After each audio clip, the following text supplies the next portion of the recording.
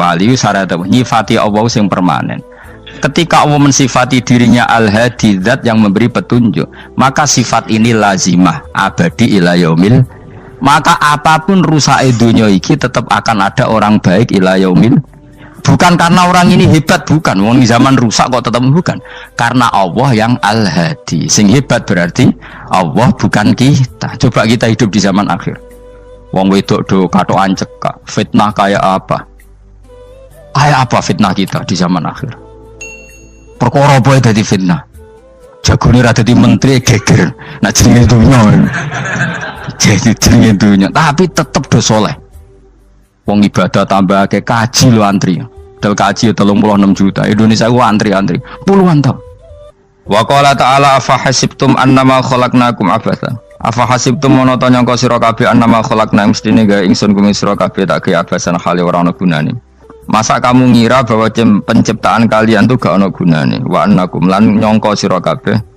Wa annakum lan kowe nyangka sira kabeh ilena maring ingsun kowe nyangka latur jauna ora den balekno sira kabeh. Orang yang selalu berpikir bahwa dirinya itu teledor dalam hal taat, padahal Allah selalu baik pada dia. Kalau selalu berpikir gitu, mesti ya tawalladu dadi kalahirna min hasangi hadil fikra al haya wisin. Wa hadza tafakkuru tailah mikir yazidu nambe apa tafakkur fi khaufika indal mudisi rawati min Allah sange Allah taala.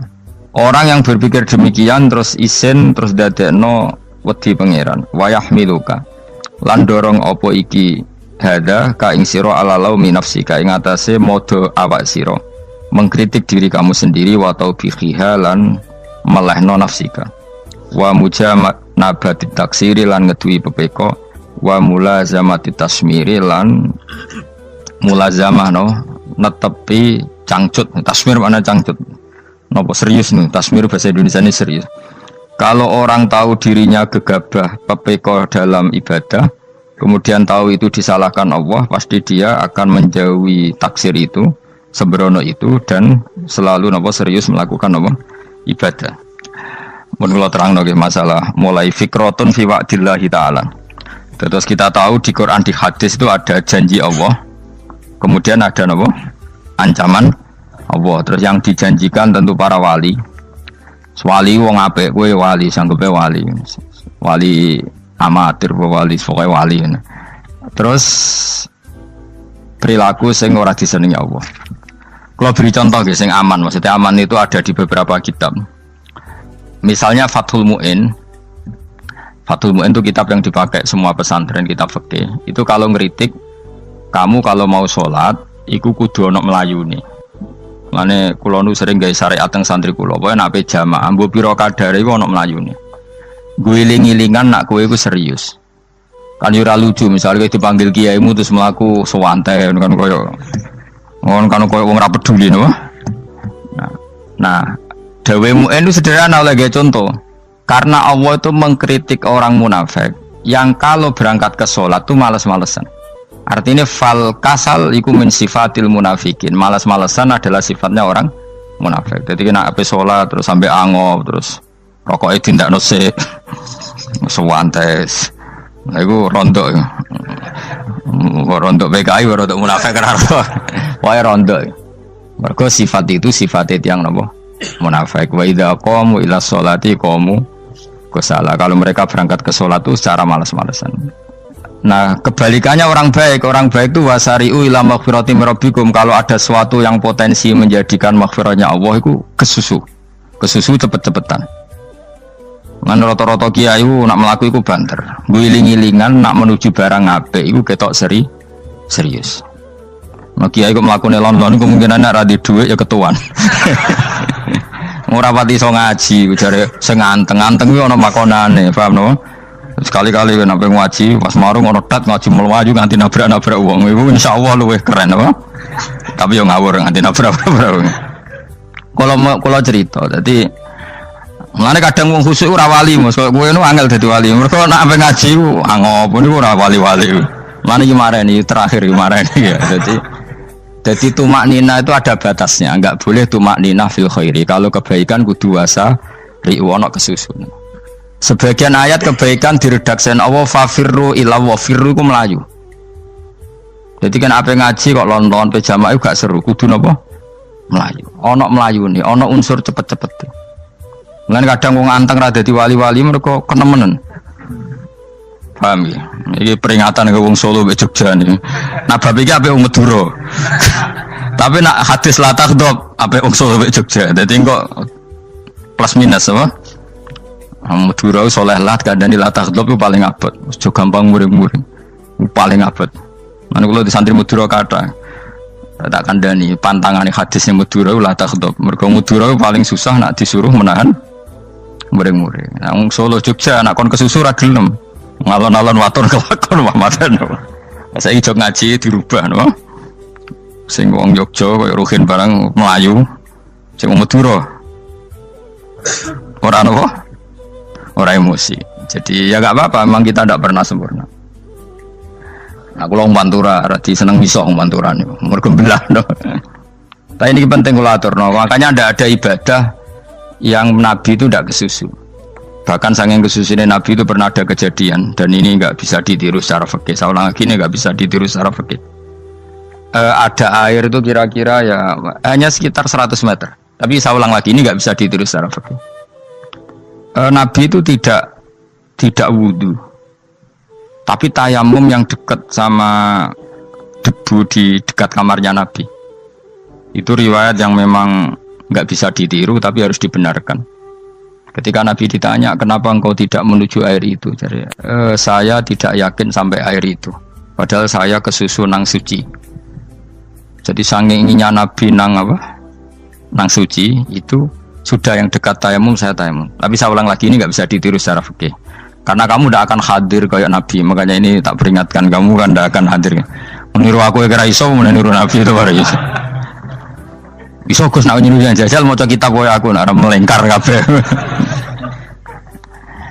Jadi Nabi pernah ngalamin itu ya. Jadi itu enggak sampai 100 meter ada air. Mungkin enggak sampai 50 meter bahkan. Tapi Nabi itu pas panik. Mungkin saking hadirnya pada Allah ingin posisi suci. Itu tayamum. Ketika ditanya al-amru asra'u min dzalik. Urusan bisa lebih cepat timbang itu. Saya pernah ngalami seperti itu tapi tidak se ekstrim tayamum. Wudu pakai aqua, Jadi saya pernah di mobil, kemudian saya pas usul, mobil tak suruh berhenti terus saya wudu pakai air aqua. Padahal ya dekat masjid ya dekat. Karena kadang tadi kepanikannya orang-orang dekat Allah itu beda. Itu pokoknya butuh asro, butuh melakukan sesuatu yang cepat. Ada contoh lagi yang lebih ekstrim. Ada ulama punya baju dua, karena orang Arab kalau pakai pakaian kan celana terus sarung baru jubah. Makanya orang Arab itu biasa pakai lafaif berlapis-lapis pakaiannya. Ya pastinya pas kondisi ideal itu biasa lafaif. Ya kayak saya misalnya kan nggak pakai kaos karena orang priayi kan mesti pakai kaos baju. Cuma saya nggak pernah pakai jas, dianggap nganten malah repot. Kalau disungkan, kalau di jas kuatakan. Gara-gara dianggap kiai roto-roto nak ngaji kan aku jas. Karena jaluk kan nggung kiai. Wah bingung, bos ngekek iku niat sakake, Gus Bak ora jas ora kelar tuku tapi ya ora ro. Niate elek bape ya ora ro. Kemungkinane iku nganggep aku ora kelar tuku terus ngekeki. Itu berarti suudzon yang terlembagakan. Kemungkinane ya saking takzime wae kepengin kiai ini duwe jas. Utawa kemungkinane nih Gus Bak iku lomo ben dikekno wong ra jelas-jelas ya. Enggak ngerti dan ndak perlu dikonfirmasi ben supaya ngamal. Lah kiai ini lagi wudu, wong Arab lagi adus ning hammam. Hammam itu pokoknya di sini kan ana pemandian umum sekarang sama lah di. Pas di pemandian umum itu beliau ditugani santri nih, mulai dulu ya memang ada adat ya kalau kadang dia tindak itu di daerah santri nih. Aku ora ragam daerah Mustafa, lah mlakune gede malah loro kabeh. Jadi bandara itu sing roh terminal A1 ya aku, ndekne tiket ya aku lek derekno malah aku sing derekno akhirnya. Sembrono. Seloro kabeh diden. Opo ora ro. Swarga ya ora ro, dene sampeyan nak tuntun ya ora ro. Singkat cerita, si kiai tadi dengar fulan saya minta baju karena yang miskin ini di dalam kamar mandi itu mestinya ya udah. Kiai sudah di kamar mandi, itu bilang ke santrinya, "Cung, baju itu kasihkan satu sama yang minta tadi." Terus kata santrinya, "Ya Syekh, Halla badaan gosal tambok kamu jangan ke susu, kamu mandi dulu, engkau mandi dulu baru ngasih. Terus kata beliau, hati saya pas itu ingin ngasih. Setelah mandi saya selesai, mungkin hati saya sudah rubah, tidak ingin apa? Ngasih. Jadi cepat itu imma takut mati, sehingga kamu tidak sempat melakukan kebaikan. Wa imma takut rubah. Apa? Takut rubah. Kan iso wae pas adus karena mungkin lagi seneng-senenge kena banyu, lumo. Barang 200 medit. Kan yo ora roh. Wah nek pas lomo lakoni wae engko kan iso medit. Atau pas sampai lomo wis mati. Potensi jadi kita ini mengejar waktu mati dan mengejar berubahnya pikiran apa? Berubahnya apa? Pikiran. Pokoknya walhasil dalam semua kebaikan teksnya Quran itu fafirru ilallah, lari. Firor itu maknanya apa? Lari. Nah, itu yang saya minta lah. Jadi apa tradisi tertentu. Tapi memang tradisi tumak nina itu bagus. Saya hormat sama orang Jogja, Solo, Magelang itu hormat. Tradisi tumak nina itu bagus. Tapi kadang kenemen. Karena ada momen di mana kita harus ke susu, misalnya kebakaran kan ke susu. Kalau takut kebakaran sehingga kita harus ke susu, apalagi ini kebakaran rokok, spring, itu lari. Ya, jadi ini kita harus fair.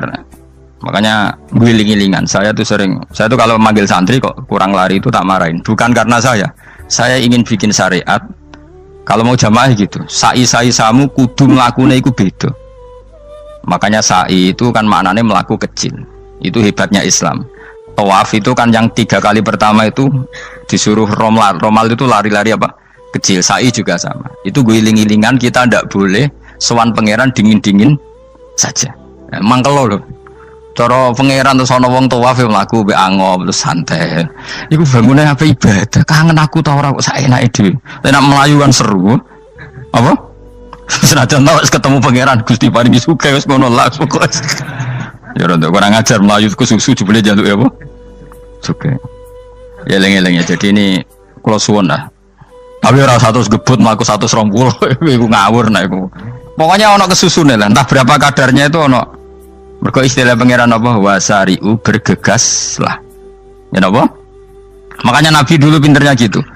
Ada Bani Sulaim, Bani Ghifar itu punya adat tumak nina. Itu sama Nabi dipuji. Adat kamu bagus tumak nina, tapi dikurangi tumak ninahnya kalau dalam kebaikan harus ke susu. Ada daerah yang temperamental. Dikandani Nabi la taghdab. Ya sama seperti di kita kan. Orang Madura di bab musyawarah ahlul khairat mungkin bagus, tapi di la taghdab kurang.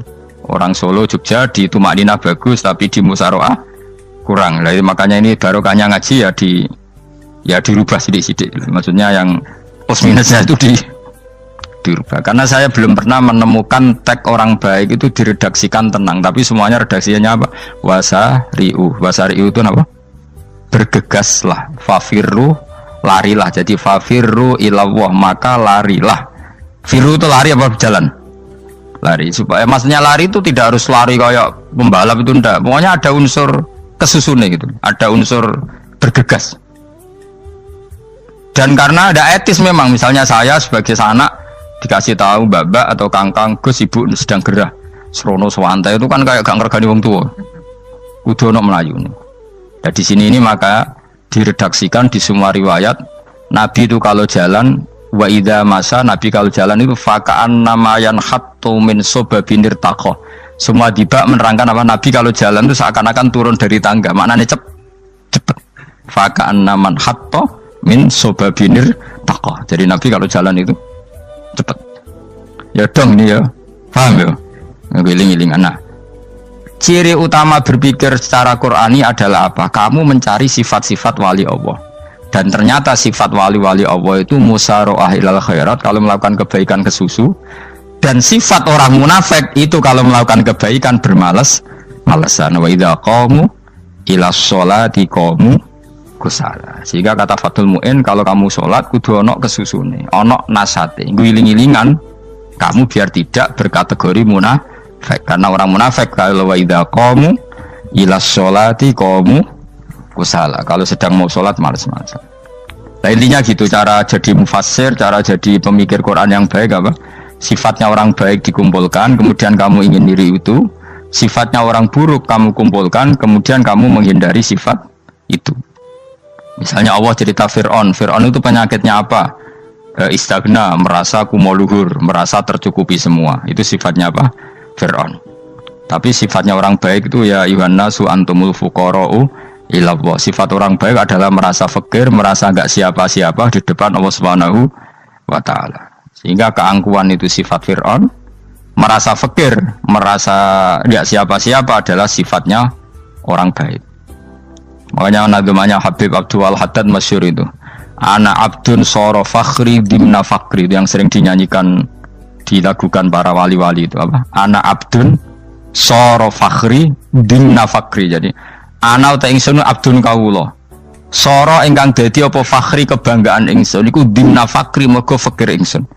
Jadi saya ini hambamu ya Allah, yang sebagai kebanggaan saya adalah saya selalu butuh kepada Engkau. Karena ciri utama orang jelek adalah hidup seakan-akan nggak butuh sama campur tangannya Allah Subhanahu wa taala. Kalau saya punya uang pasti senang, punya jabatan pasti senang. Saya jadi menteri mesti beres semua, saya jadi gubernur beres semua. Merasa bisa semua itu min sifati Fir'aun, itu sifatnya Fir'aun. Tapi kalau kamu jadi menteri, jadi gubernur, saya tidak siapa-siapa tanpa pertolongan Allah. Saya kiai pun tidak bisa apa-apa tanpa pertolongan Allah. Saya orang baik pun tidak mesti dijamin baik terus tanpa pertolongan Allah. Sehingga selalu la haula wala quwata illa billah. Saya bisa menghindari maksiat ya karena Allah, bisa melakukan taat juga karena Allah. Nah, orang yang seperti ini itu jenis ana abdun soro fakhri dimna fakri. Saya ini adalah hamba yang menjadi kebanggaanku adalah karena saya selalu fakir, selalu butuh kepada Engkau. Ini penting kalau terangkan, jadi supaya orang terbiasa. Man kalau seneng ngaji ini paling seneng. Kenapa saya ngaji seneng? Karena tadi kebaikannya Allah, nikmatnya Allah saya omongkan. Sehingga dengar orang banyak bahwa Allah itu baik, Allah itu zat yang kita tuju, Allahu Somad. Jadi kalau saya jadi wali karena di kamar 40 dino, paling terkenal wali, terus wong salam template jadi ngono. Terus untung aku ora untung blas. Lan cara bapak wali be ulama iku mulya ulama. Wali iku nak terkenal wali paling banter wong sowan nggo gula, sing untung ndekne. Tapi kalau ulama menerangkan kebaikan, orang dengar semua, akhirnya Islam menjadi siar. Mana bodoh-bodoh tadi wali ulama ambek wali ku ya dhuwur ulama. Mbok ambek kuwe dhuwur kuwe mergo ora ono makome dadi. Terbangem kan cepet kaya kapuk tapi cebloke tok laut. Wong nek ora di makom iku kaya kapuk. Terbangnya cepet tapi gak tahu jatuhnya di mana. Dieling-eling ya, dados kula suwun sanget. Selama ini adat kita buruk. Nak nyongko anteng apik juga anteng fil khairat. Ketika kebaikan pun respon kita anteng, tidak boleh. Dalam kebaikan harus musaroah, harus apa? Musaroah. Musaroah itu kesusu. Nah itu makanya filosofinya apa? Kalau tawaf pertama juga kon cepet.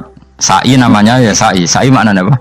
Lari-lari kecil. Jadi kalau bahasa Arab itu masya yamsi masyan itu jalan biasa. Kalau sa'a yas'a sa'yan itu jalan agak lari. Makanya darani sa'i. Kau oleh sa'i kok leha-leha ora oleh. Tapi aja terus numpak skuter balapan yo aja. Mulai bingung mbek wong saiki. Wong sepuh numpak skuter pantes. Saiki sing nom-nom lah do numpak skuter. Terus nek sing wengkek pasangan suami istri skuteran pun tuaf. Aku wis kodho malaikat ing barno aja tampa. Mangkel wong. Lagi ini sing hafal Quran ngalim diselipi ya perkara ade kono aku skuter aduh maten. Ijek enom nak tuwek tak malu. Ijek enom kan. Iku wajib mbok pasutno kan. Pasute wong fikir mandi yakin. Wah, nak yo terlalu senajan tosah yo tapi terlalu ijek enom. Padahal kebualah pan sruwet Mas. Iya karepe Arab Saudi ngono dolen. Cara kula penguasa Arab sing tuwek tok mati tak oleh sing nom-nom tutuki ngono. Tapi yo pancen yo sanak saya sekedar sasa. Tapi yo terlalu. Mosok sowan pangeran nganggo skuter muter. Aduh. Nah, sembrono. Yo coba lakoni yo awas yo. Kecuali wis tuwek mati wis ngono. Tuwek tok ora mati yo aja. Aneh-aneh. Ya maksudnya kesusu orang ngono iku. Tok budi wae. Wa minha anta tafakkar nggih. Eleng-eleng nggih, pokoke wau nggih napa sifatnya orang baik yang di Quran itu kita pelajari, lalu kita tiru. Misalnya sifatnya orang baik termasuk apa itu? Ala inna auliya Allahi la khaufun alaihim wa lahum Tidak pernah punya rasa takut, rasa gelisah itu harus kita tiru. Karena kalau kita punya rasa gelisah itu biasanya lama-lama agak ridho, bek kodok, kodar. Itu kudu ceria. Lu kalau sebagai manusia sering susah, tapi saya paksa, susah itu saya hilangkan. Karena kalau saya rasakan susah terus, lama-lama saya agak ridho, bek kodok, kodar. Makanya saya paksa, seneng tak paksa. Sesuai kulino. Nganti kalau saat ini kira iso susah. Di murid kira jelas sudah iso susah. Sangking apa? Nah kiai kan susah. Aku di murid wae Gus, tua kita air serah jelas. Goblok cara aku kiai ngono. Ora usah ngono. Zaman akhir ana wong ngaji go kitab wis hebat. Ana ngrungokno ngaji wis hebat. Ana ora paham tekone majelis wis hebat. Lah nek paham teko kan wajar, kira paham kok teko kan luar biasa. Nak ana penikmat ngaji paham biasa. Ini enggak paham kok teko. Wae guyu iso. Wae hebat itu, hebat. Hebat. Nah ana menteri dilantik guyu wajar. Lho ora menteri ra kok guyu. Iku kemungkinane loro, saking waline saking gedeng iki semua. Pokoke seneng ibadah. Mergo sifate wali iku la khaufun alaihim walam, ndak ada rasa takut, ndak ada rasa susah. Lho kula sebagai manusia kadang ya khawatir. So anakku nasibe piye, putuku nasibe piye. Tapi aku anggereling saya ada ya karena Allah. Dan saya punya rezeki karena Allah. Orang lain di sana banyak orang kaya, padahal gak anakku. Berarti yang menciptakan kaya itu tidak saya. Buktinya orang lain yang gak anak kita kaya banyak, sukses banyak.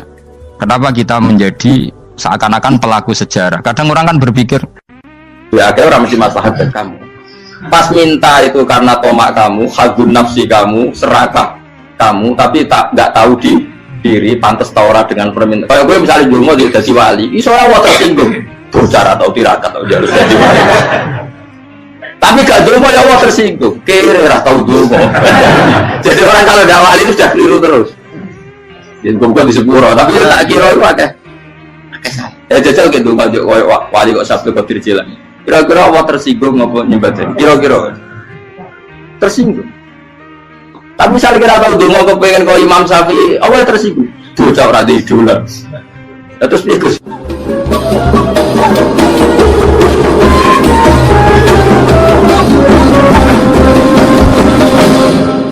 Artinya gini loh, ketika manusia mengatakan mampu, itu ada sekian hal yang manusia itu tidak ikut melakukannya, tidak ikut menciptakannya.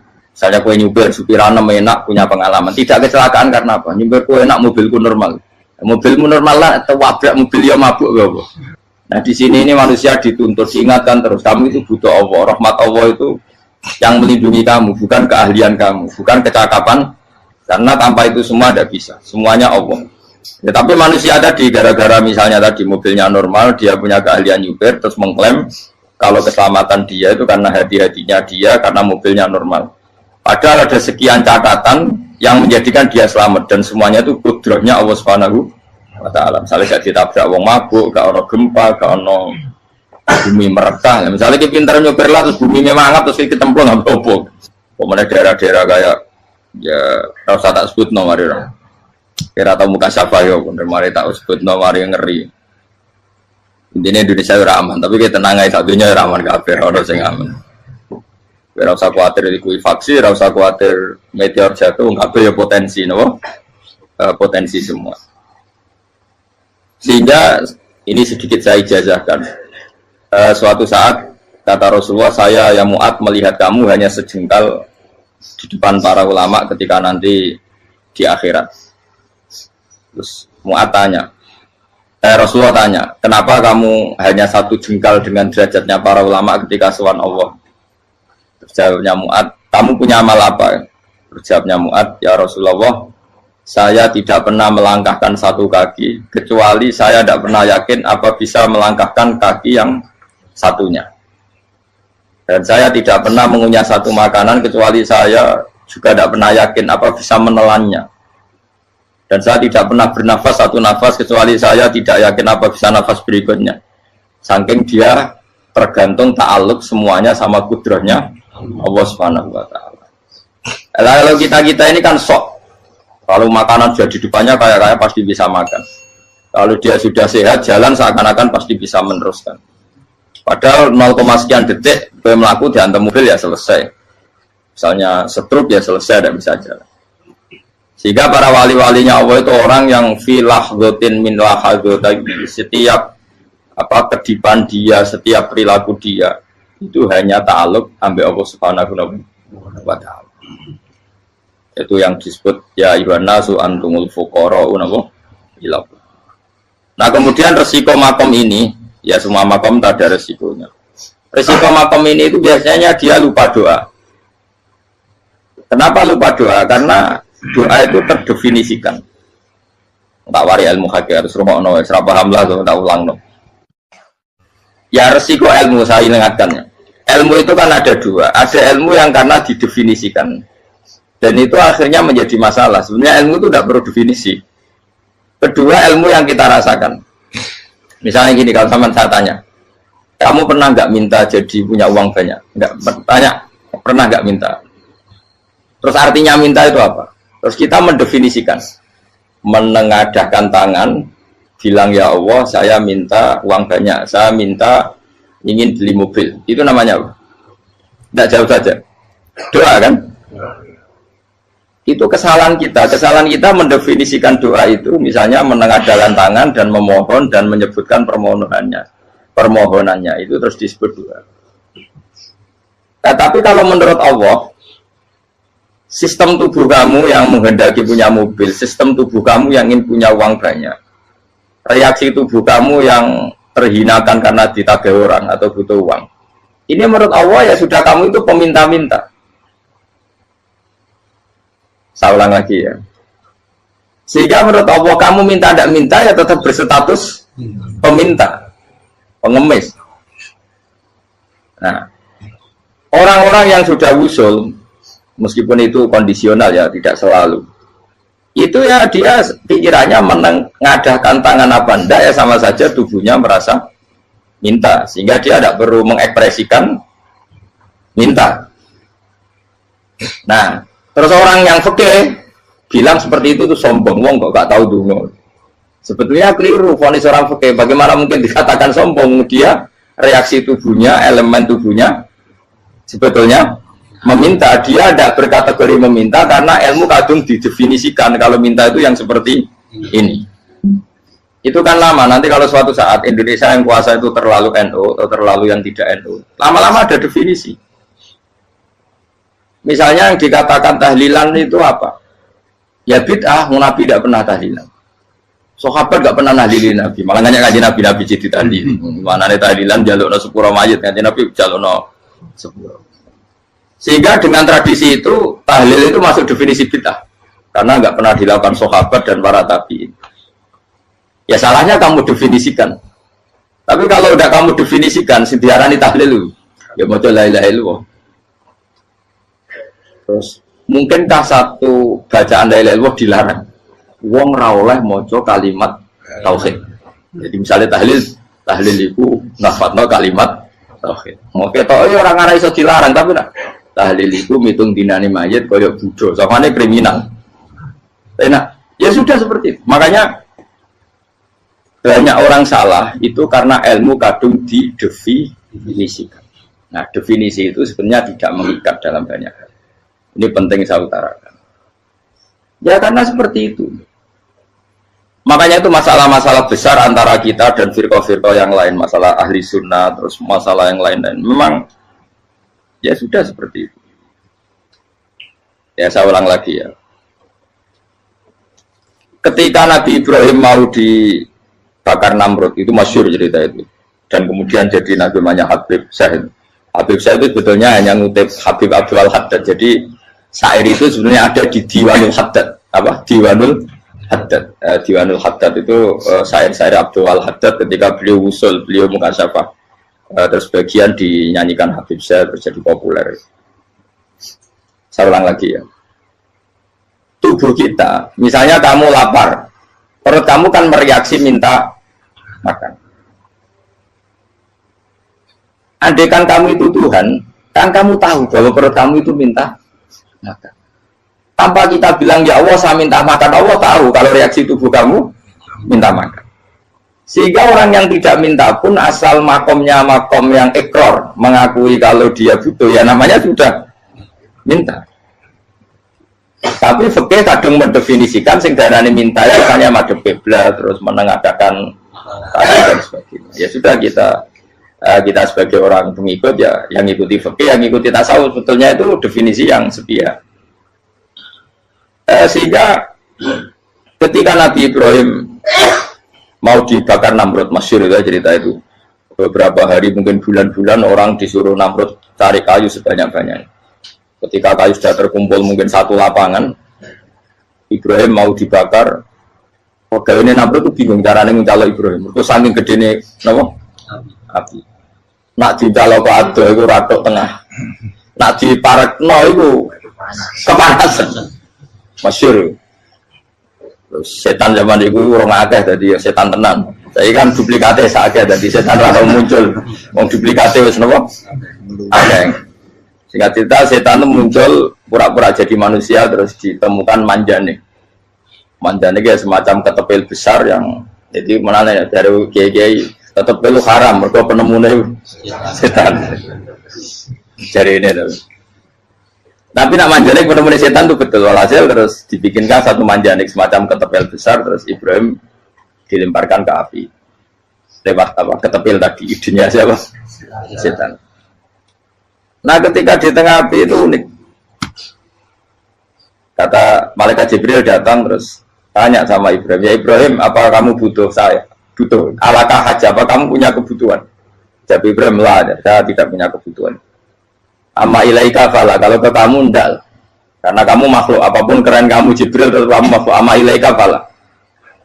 Tidak, maksudnya butuh ke Allah nanti saya nyampaikan. Malah dinya Nabi Ibrahim kalau Allah tidak usah kamu sampaikan ya sudah tahu. Gua be Jibril. Oh, aku ditekak kan. Ya saya ulang lagi. Apa kamu punya kebutuhan? Alaka hajalah ama ilaika fala kalau ke kamu tidak. Tidak, maksudnya butuh ke Allah nanti saya sampaikan. Karena Jibril yang mentang-mentang dekat sama Allah dan tukang memberi informasi. Saya kata Ibrahim, kalau ke Allah sih nggak perlu kamu, dia sudah tahu. Nah itu terjadi nagamanya Habib Abdul Haddad masyhur itu apa? Hasbi min su'ali ilmuhu bihali. Jadi cukup ilmunya Allah itu menjadikan saya tidak perlu minta. Hasbi min su'ali ilmuhu bihali. Jadi ada kondisi tertentu yang para wali itu, saya ulang lagi kondisi tertentu, yang para wali itu ya tidak minta.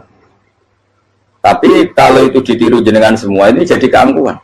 Kenapa? Wes oga donga tangane ditenangkan. No, atine ora eling pangeran kan akhirnya aja lo tenan.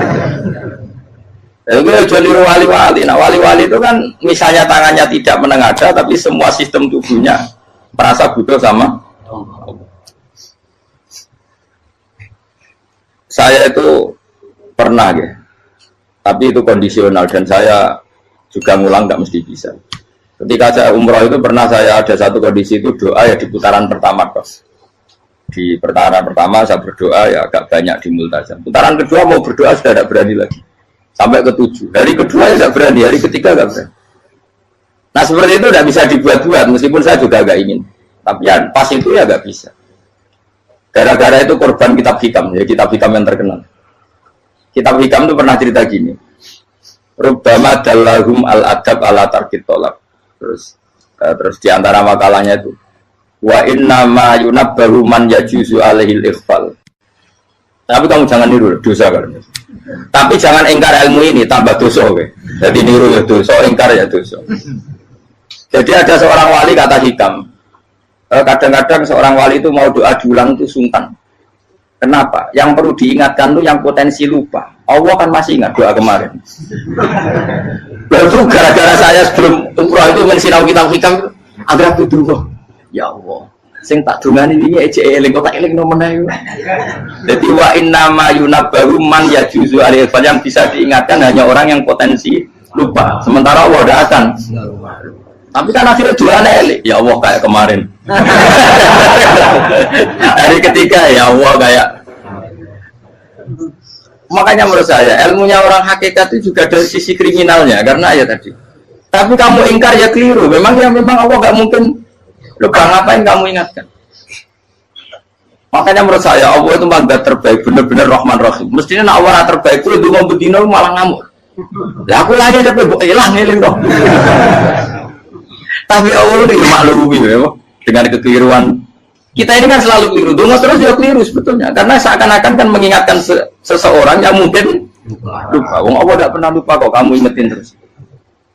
Atau kamu menggurui Allah, yaitu ya Allah langsung badani kalau di duake, padahal nggak mesti maslahat bagi kamu. Duake orang mesti maslahat bagi kamu. Maka ada sekian contoh yang wali itu dibully pangeran. Saya sering cerita, banyak cerita wali itu dibully pangeran. Digarap pengen. Ini gara-gara salah itu. Saya pernah cerita dan itu ada di hikam itu di kitab itu. Itu ada. Ada wali itu tukang hamal. Hamal itu manol di pasar itu tukang angkut. Jadi kalau ada orang bawa barang berat diangkut dia, terus misalnya ke kalau dulu mungkin ya ke kereta atau ke singkat cerita terus diupai. Saat dapat apa dia pasti pulang karena dia hanya butuh makan satu piring karena dia tirakat makan satu piring untuk ibadah 24 jam. Singkat cerita dia ngeluh ya Allah. Kamu tahu, engkau tahu, saya ini pecinta engkau. Saya ini hanya butuh makan satu piring untuk kuat sholat. Tapi kenapa harus jadi juru manol? Berilah saya rezeki yang tanpa kerja. Nah, selang sekian hari dia dituduh maling, terus di penjara, terus dapat rezeki tanpa kerja. Dia terjawab kenapa jadinya gini? Kan kamu minta rezeki tanpa kerja. Ya itu penjara itu rezeki tanpa kerja kan. Jadi Allah memperlakukan para walinya itu memang unik. Ya kadang dibully. Sehingga dalam cerita-cerita kenabian kata Qadiyat itu nggak ada orang yang sering dibully Allah kayak nabinya. Karena nabi itu orang yang dicintai Allah. Jika salah sedikit saja itu toro pangeran, toro kampus itu digarap, pokoknya dibontol, salah sedikit. Misalnya begini, Nabi Yakub itu kan nabi. Dia mungkin yang jauh nggak tersadar nyembelih apa itu anak sapi itu di depan indukannya. Ya beliau mungkin spontan saja, Pak. Kalau kamu yang melakukan pasti tidak ada hukumannya karena Allah dapat peduli sama kamu sudah lah. Artinya nggak peduli salah pantas saya nggak jelas ya gitu. Tapi itu Nabi. Ketika itu terus indukannya sapi tadi ya Allah Yakub itu kekasihmu. Saya tidak berani sama dia karena dia kekasih. Tapi saya tetap menuntut keadilan. Dia harus merasakan susahnya dipisah dengan anak. Meskipun dia tidak nuntut rasanya roh anak sebelah itu tidak ada dasar ekstrim itu. Sapinya itu hanya nuntut ya Allah dia harus merasakan sakitnya terpisah dengan anak. Akhirnya Allah menciptakan Yakub mengalami terpisah dengan Nabi siapa? Yusuf. Itu kalau kata Qadiyat, itu kalau yang melakukan tidak Nabi pasti nggak dibully Allah, dibiarin. Karena Nabi ini yang melakukan. Nah. Terus ini Nabi Yusuf lagi malah rasa daftar wali berat. Nabi Yusuf itu di penjara itu karena terdolimi apa karena memang dia salah? Terdolimi. Dan Nabi Yusuf itu Nabi. Nabi Yusuf itu Nabi. Nabi betul memang benar-benar. Meskipun ganteng dia Nabi. Syaratnya Nabi ganteng kira-kira mlebu. Nabi itu harus ganteng. Gak boleh. Nabi elek ora oleh. Karena Allah isin di kekasih keriting elek. Allah yang diselera. Kabeh Nabi mesti yang paling ganteng di kaumnya. Yang paling nasab. Enggak boleh Nabi kok pesek, keriting, enggak boleh. Tapi kalau sudah jadi orang soleh boleh kan. Tapi kalau Nabi enggak boleh. Nabi Yusuf bukan. Masyhur kan cerita Nabi Yusuf dengan siapa? Zulaikha. Dan belum ada orang dalam keadaan darurat masih cerdas kayak perempuan. Jadi singkat cerita, ketika Yusuf diajak Zulaikha selingkuh enggak mau kan keluar dari kamar. Delalah kebetulan wa alfaya sayyidah Rajal. Itu si Zulaikha tadi spontan langsung bilang, wahai suamiku, apa hukuman orang yang ingin menodai keluargamu? Itu wong wedok. Padahal dia agak terencana, dia pun nggak bayangkan kepergok suaminya. Itu dalam keadaan kepergok itu masih cerdas. Suamiku, apa hukuman orang yang mau menyelingkuhi keluarga Anda? Singkat cerita suaminya murka, terus Yusuf di penjara, terdolimi. Ketika di penjara, kemudian Yusuf punya keahlian mentakwil apa? Mimpi. Kan tadi suaminya Zulaikha itu tidak sampai raja ya, kira-kira PM atau menteri. Raja itu punya mimpi yang bisa nakwil itu hanya Yusuf. Singkat cerita terus utusan raja datang ke Yusuf dan takwilan Yusuf terbukti benar. Tapi Yusuf ini seorang nabi, saya ulang lagi Yusuf seorang nabi dia tapi ya manusia. Bilang gini ke utusannya, coba bilangkan ke raja kamu di penjara ini ada orang yang di penjara secara terzalimi yaitu saya. Tolong laporkan ke majikan. Itu Allah tersinggungnya itu bukan main. Nabi kok lapor makhluk. Itu tersinggung. Nah, aku kan gak piye. Ngajak proposal ya ora piye-piye. Wis pokoke Allah mek kuwi ora piye-piye wis. Wong sampean swargane ya ora langsung wae ngono. Pokoke kira-kira kan sudah enggak perlu ditegur. Makanya fa'an sawi syaitanu dzikra rabbi fala bisa fi sijni bid'asi. Maka Allah mentakdirkan utusan raja tadi itu lupa melaporkan peristiwa Yusuf ke raja tadi. Sehingga raja nggak pernah dengar kalau ada orang di penjara karena Allah tersinggung. Wong kowe ku nabi kok lapore ambek penguasa. Ngono tok iku wis Allah tersinggung. Karena dia nabi, nggak boleh nabi lapor makhluk. Jadi Allah itu dengan nabi itu sangat-sangat sensitif. Sangat-sangat sensitif. Ya begitu. Terus kita terkenal, meskipun ini nggak ada di Quran, Nabi Musa. Nabi Musa itu pernah sakit gigi. Karena dia mentang-mentang kalimullah, orang yang sering komunikasi dengan Allah, minta ya Allah, tolong tunjukkan obat gigi saya itu apa. Singkat ini sama Allah dikasih tahu. Kamu ngunyah suket ini, gitu. Rumput ini kamu kunyah, nanti pasti sembuh. Karena resepnya dari Allah ya pasti mujarab, kan nggak ke dokter. Singkat ini dikunyah terus sembuh. Suatu saat dia sakit gigi lagi, nggak konsultasi lagi karena masih punya resep tadi kopian apa resep. Dia datang nyari suket yang sama dikunyah tambah sakit. Tanya sama Allah, ya Allah ini kan resepnya yang sama, kenapa tambah sakit? Kata Allah, kamu itu kekasihku. Orang nak sing ngobati ku aku ra suket sembrono. Semenjak itu Nabi Musa tidak pernah taruh resep lagi sudah. Andaikan itu kamu, pasti Allah juga nggak tersinggung. Makanya kata Qadiyat, kenapa para nabi sering ditegur itu bukan karena Allah murka, nabi itu beda. Jadi kesalahan kecil atau apa-apa yang menurut kita ada salah itu untuk nabi salah. Makanya di ahli sunnah ada kaidah apa? Mimba bihasanatil abror sayyi'atul muqarrabin. Pernah dengar kaidah apa? Mimba bihasanatil abror sayyi'atul muqarrabin. Sesuatu kalau dilakukan umumnya orang itu hasanah atau kebaikan, tapi kalau dilakukan para nabi itu salah. Karena apa ya? Saking dekatnya dengan Allah. Saya ulang lagi apa? Mimba bihasanatil abror sayyi'atul muqarrabin. Jadi nabi itu beda. Nah, para nabi itu orang-orang yang mengalami fikir yang doa resmi kayak siapa tadi? Definisi fikir yang sering. Kayak definisi orang tasawuf yang sering. Sehingga ketika Nabi berdoa, ya memang secara disiplin ilmu yang namanya berdoa, ya minta Allah dengan mengadakan tangan. Ketika nggak berdoa, karena Nabi sadar Allah tidak perlu diingatkan lagi, pasti masih ingat. Jadi dua-duanya benar terus. Makanya Nabi itu lam yazal fitaroki, Nabi itu selalu naik derajatnya. Karena pas minta ya benar, pas tidak minta ya. Tapi kamu jangan niru dosa kan. Tapi jangan ingkar ilmu ini, tambah dosa. Jadi niru ya dosa, ingkar ya dosa. Jadi ada seorang wali kata Hikam, kadang-kadang seorang wali itu mau doa diulang itu sungkan. Kenapa? Yang perlu diingatkan itu yang potensi lupa. Allah kan masih ingat doa kemarin. Lalu gara-gara saya sebelum umrah itu mensinau kitab Hikam itu, agak putus kok. Ya Allah, sing tak dungani ini aja eling kok tak eling nomene. Jadi wa inna ma yunabbaru man yajuzu alil yang bisa diingatkan hanya orang yang potensi lupa. Sementara Allah tidak akan. Tapi kan akhirnya doanya elik, ya Allah kayak kemarin. Hari ketiga ya Allah kayak. Makanya menurut saya ilmunya orang hakikat itu juga ada sisi kriminalnya karena ya tadi. Tapi kamu ingkar ya keliru. Memang Allah nggak mungkin lupa, ngapain kamu ingatkan. Makanya menurut saya Allah itu mazat terbaik, benar-benar Rahman Rahim. Mestinya Allah terbaik itu mau bedino malah ngamuk. Ya aku aja tapi hilang dong. Tapi Allah itu maklumi ya, dengan kekeliruan. Kita ini kan selalu keliru, dulu terus ya keliru sebetulnya. Karena seakan-akan kan mengingatkan seseorang yang mungkin lupa. Wong Allah tidak pernah lupa kok, kamu ingetin terus. Atau kamu menggurui Allah, yaitu ya Allah langsung badani kalau di diake, padahal nggak mesti maslahat bagi kamu. Diake orang mesti maslahat bagi kamu. Kalau kamu turun terus, pas minta itu karena tomak kamu, hadun nafsi kamu, serakah kamu, tapi nggak tahu diri pantas taura dengan permintaan. Kalau gue misalnya dungo dia jadi wali, iso Allah tersinggung, bocor atau tirakat atau dia harus jadi wali. Tapi gak dongo ya Allah tersinggung. Kira ora tau dongo. Jadi orang kalau dakwah ini sudah keliru terus. Jadi gue di sepuro, tapi tak kira itu akeh.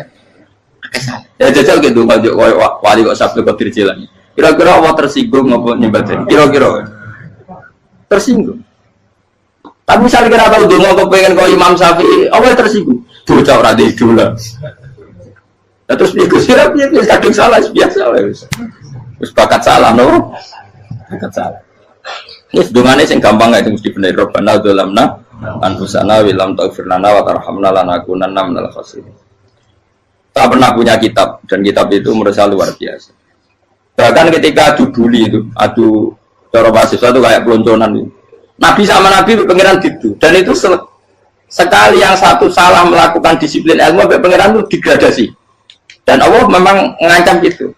Kalau kamu melanggar ini, la biton namin diwani nubuah. Nanti la amkuan namin diwani nubuah. Kamu saya hapus dari buku kenabian. Tes-tesannya ya lucu, biasanya begini.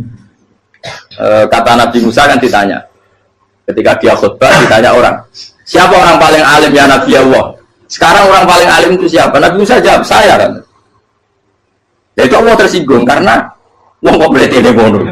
Tapi ada kan Nabi Musa kok jawab Fauzi itu salah, gak masalah meneh.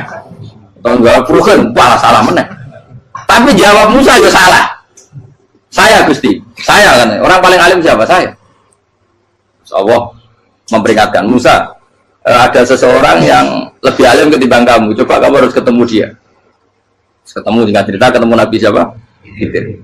Terus dalam 3 sesi ini, 3 babak ini buli-bulian. Nabi Khidir itu dalam 3 babak ini selalu kelihatan salah.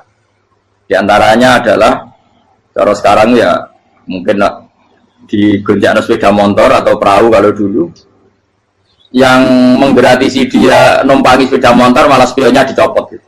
Spionnya dicopot, dirusak. Tapi Musa kan sudah digratisin malah rusak yang motornya yang apa? Menggratisin. Nabi Khidir masih tenang.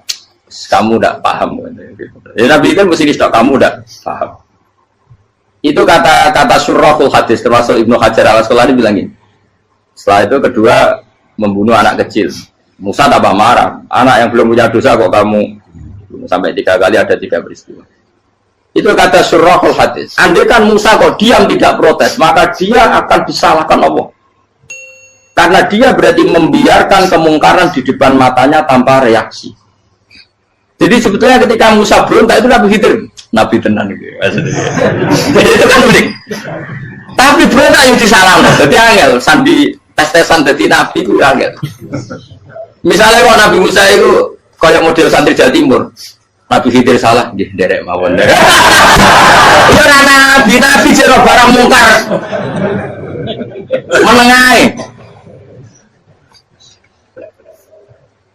Berarti ya Nabi goblok ngono. Makanya memang Musa harus konsisten seperti itu, harus demo terus.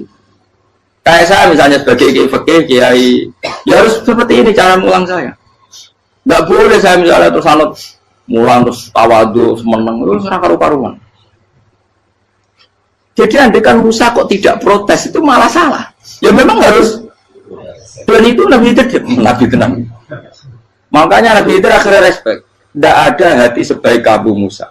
Risi itu gak nyaman ketika melihat kemung. Jadi itu punya poin.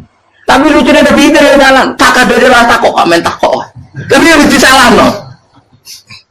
Ya aku dari Nabi Musa. Ya jajal, dari peristiwa meneh aku tak sabar rata kok. Kon jajal nih. Barang dijajal ya protes meneh. Barang protes meneh, tinggal 1 kali kesempatan. Kowe takok meneh, wis ora dadi muridku.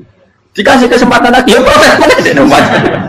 Tapi itu justru itu menjadi kelebihannya Nabi Musa karena syarat seorang nabi adalah al-musara'ah ila inkaril munkar kata Ibnu Hajar al-Asqalani. Syarat seorang nabi adalah secepat mengingkari sesuatu yang mungkar. Enggak boleh. Ya toh kan misalnya kita jadi murid terus gurumu itu gandeng artis atau gandeng penyanyi dangdut. Dia derek mawon. Jadi guru bener gila banget ya. Tapi kalau awalnya guru tersinggung, ora hikmah itu. Kan bingung loh. Di guru itu kan bingung loh. Kalau kayak di guru jadab, orang Jawa Timur apa? Gurumu gandeng penyanyi dangdut. Reaksimu biasa saya tak. Ayo loh, nak elek kan gak iri. Biasanya nak elek itu nak iri. Kamu pak. Sing ayu, sing potensi iri. Kira-kira reaksi kamu itu milih derek mawon apa berontak?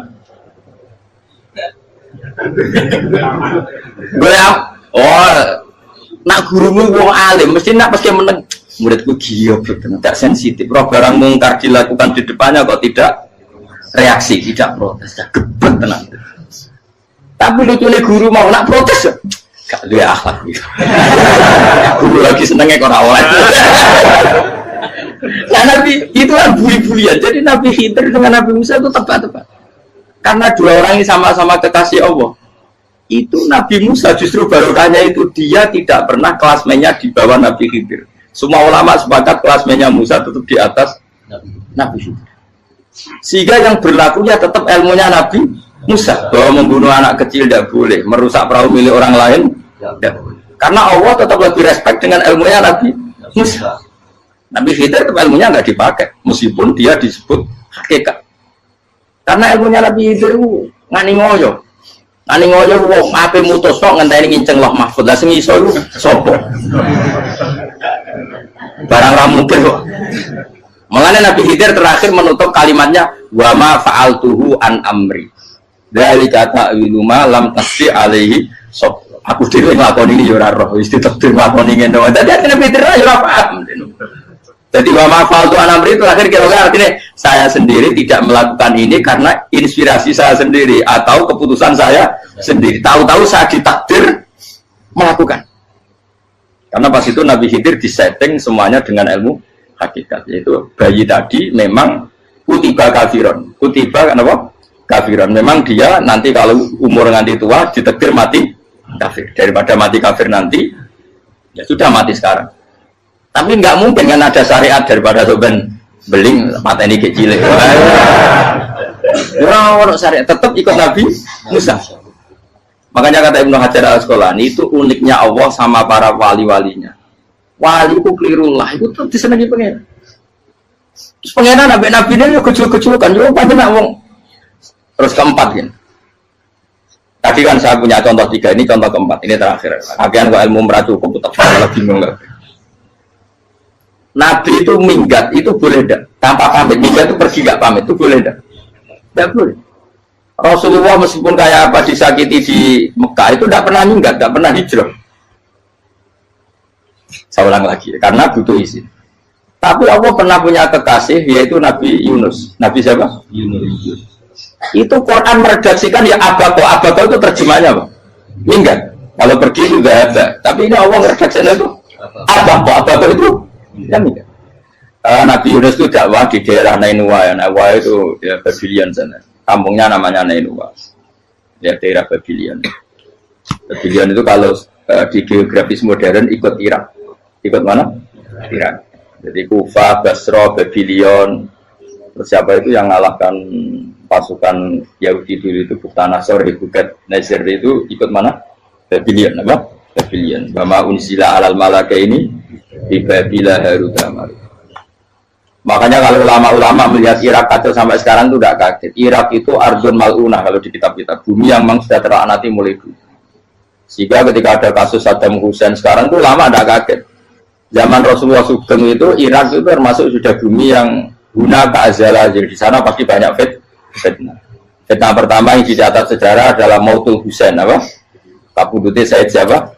Husain di Karbala. Era Imam Syafi'i adalah zaman mifnah, ulama dibantai karena dipaksa mengatakan Quran apa? Makhluk. Terus konflik-konflik sampai era Saddam Hussein terus era sekarang jadi. Nah kita ini ulama sebenarnya tahu tarikh itu. Tapi di era modern kan dianalisis karena campur tangan ini itu ya sudah lah. Sebab goblok pun daripada ngebantah-bantah malah ragam. Ibu goblok, ibu pintar. Sekarang kan analisisnya kan, wah ini ada campur tangan pihak ketiga diciptakan nih saunu ini. Ya kalau intelijen harus ngomong seperti itu. Kalau kita seperti ulama memang dari dulu dicap Nabi hunalika az-zalazil wal fitan. Saya teruskan. Nabi Yunus itu dakwai kaumnya itu lama sekali dan tidak iman. Nah semua nabi kalau kaumnya tidak iman itu diberi hak Allah ngancam akan adanya adab apa? Ngancam akan adanya adab. Nabi Yunus ngomong gitu terusin. nanti kalau kamu tidak iman, lu pasti kena azab. Anggap saja dia ngancam gitu sudah berbulan-bulan. Singkat cerita, azab baru tinggal 3 hari lagi. Ayo nang iman, tinggal 3 hari lagi. Ya kira-kira dia ngomong misalnya Ahad, tadi Ahad, Senin, Selasa, atau kamu milih Selasa ya Rabu, Kamis. Singkat cerita Ahad itu dia gak kuat. Wah, semuanya kurang tolong diro kaumku tetap orang iman. Mantel asal, minggat deh. Minggat ya, jadi kalau minggat kan nggak punya tujuan, so asal pergi jauh saja. Ada perahu, sekenanya dia naik saja. Namanya minggat nih. Kalau bawa bekal terencana, bawa visa, paspor kan plesir namanya. Jadi minggat itu ya enggak, ya sekenanya nggak persiapan. Singkat cerita sampai ikut perahu nelayan tadi, terus zaman itu ya ada mitos kalau ada gelombang yang nggak wajar, pasti ada orang minggat. Terus ditanya siapa yang minggat, Nabi Yunus kan orangnya jujur saya katanya. Ya sudah, yang minggat terus dicemplung mau. Ya, terus ada yang agak baik, ya jangan gitulah. Ini kan kita semua butuh selamat, judi dulu. Terus judi satu lagi ketemu Yunus. Coba mungkin salah udahnya, judi lagi ketemu sampai 3 kali ketemu Yunus. Makanya fasahama fakana minal mudkhadis, diuji, dia kalah kemudian tenggelam. Fal taqamahul khutu wa huwa mulim. Terus dia diuntal, ditelan oleh ikan nun. Di situ ikan nun digambarkan saking besarnya itu. Dan ini uniknya Allah sama kekasihnya. Sudah Allah menyalahkan tapi unik. Ikan ini kan itu sama Allah dikasih instruksi. Kamu nggak boleh makan dia. Dia kekasih saya. Terus ketika di tengah di perut apa? Ikan. Dia kegelapan. Terus Nabi Yunus cita-citanya satu, ya Allah. Kalau saya sumpah kiri saya tidak bisa baca tasbih. Karena sama Allah disulap perut ikan itu jadi masjid. Jadi dia di dalam perut ikannya santai saja tetap wiridan. Santai. Karena ada figur mati Allah ilaha illa antas fanak ini kuntum nadal. Ya dia santai aja wiridan karena perut ikan bagi dia adalah masjid. Ya dia disalahkan Allah karena abako tadi minggat hijrah tanpa pamit. Tapi juga dibela-belain Allah, ikan tadi tidak boleh nelan. Ini perlakuan Allah sama orang yang bikin. Tapi karena dia Nabi uniknya apa? Dino Ahad itu kaumnya udah nginceng ngomong Nabi Yunus. Rame-rame nginceng. Lucunya cara nginceng gini. Nak Yunus ning omah berarti bodoh. Ngomong ana ada kok dene tengok. Mulai bincang Nabi Yunus juga ada. Oh tenan ono ada. Mulai wong rawani ning omah. Itu uniknya pangeran. Jadi mau dene ra minggat tidak salah. Mau dene ora minggat berarti kaumnya jare ana ada kon gempa bumi liku faksi kok dene ning omah. Lah nek ono tenan ra mlayu. Nyatane gak mlayu. Jadi bahwa didesain minggat. Tapi Nabi kan disalah, Nabi ora pamit. Makanya masyhur, saya itu punya kitab karangannya Habib Alim Alamah, babanya Habib Anis, Habib Ali bin Husain yang ngarang apa? Ali bin Muhammad bin Husain karang yang disebut Duror itu. Itu diantara doanya gini. Tapi jangan tiru loh, biar awali. Aku rawani niru. Cuma saya hafal secara ilmu, tapi saya tidak berani. Waj'al sayyiati man ahbabta. Ya Allah, jadikan kesalahan saya itu kesalahan orang yang kau cintai. Terus pokoknya salah lagi jadi pengiran kadung seneng, salah lagi sampai wae wong seneng. Waj'al sayyiati man ahbab. Terus kayak gue lah dimanja wong tuamu, anak paling disayang. Salah wae lucu. Kowe tak cilik. Kowe seneng tak cilik. Salah wae lucu. Becano gelas ya lucu, tiba ya lucu. Tibane cah tuwek-tuwek. Terus jelalatan mulai tiba. Nah itu barang kau menginceng omahe Nabi Yunus gak ono wong. Wah, berarti adab mau turun betul. Andai kan adab tidak jadi turun, pasti Nabi Yunus berarti di tenang. Wes. Barang mulai malam Kamis, adab itu sudah kelihatan. Ada puting beliung, ada apa sudah jelas pasti ada adab. Kaum yang lapangan tobat finish. Secara bal-balan menit-menit apa? Terakhir. Apa benar ditompo nanti? Wes gak sido tak adab wong kowe tobat. Singkat cerita Nabi Yunus hari ketiga atau apa dia selamat. Pakai versi yang umum saja. Selamat faltaqamaul hutu bahwa falaula annahu kana minal musabbihin la bi fi la yaumi yub'ats. Akhirnya dimuntahkan sama ikan tadi terus dia keluar. Barang keluar tanya-tanya kabar gimana kabar kampung Nenua baik-baik saja. Kabar awal dimulai karena dia tahu kalau orang bohong itu dihukum mati. Padahal dia bohong katanya Kemis itu ada azab ternyata kampungnya baik-baik. Padahal baik-baiknya karena mereka Jadi masyarakatnya nyari dia karena mau iman. Si nabinya nggak berani pulang karena nanti hukum mati. Itu pangeran nabi kekasih itu dia. Pangeran dia bully gitu. Oh itu beda-bedaan. Mau kekasih pangeran, aku yang hati itu langsung diadab.